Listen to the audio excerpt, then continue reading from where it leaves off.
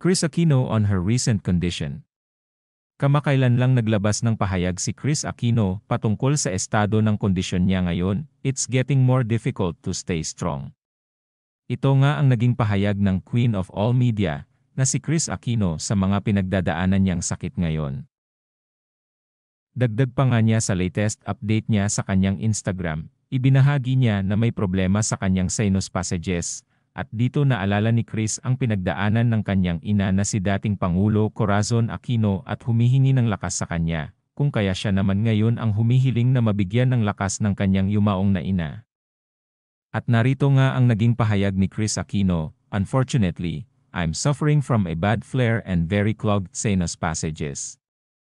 Even after nearly 15 years, any child who has lost their mom will agree, we still miss them so much. I keep going because I've seen how much mom endured, through all her procedures, chemotherapy, radiation and more, because she felt her kids weren't ready and needed time to accept that she'd no longer be around. Mom, may I have even just 20% of your courage and ability to surrender to God's will? It's getting more difficult to stay strong." Marami ang nalulungkot sa sitwasyon na ito ng isang Queen of All Media, at marami nga ang nagbigay ng kanilang mga panalangin upang sana ay gumaling ito sa iniinda nitong sakit ngayon.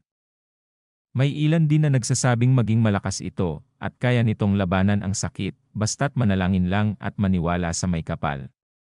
Sa ngayon ay patuloy pa din ang pagpapagaling ni Kris Aquino, at tila nagiging kampante naman ito sa ngayon dahil andyan palagi ang mga anak niya na laging nag-alaga sa kanya, at ang mga taong tunay na nagmamahal sa kanya. At nagpapasalamat din siya sa kanyang mga fans, na hindi tumigil na ipanalangin ang kanyang paggaling.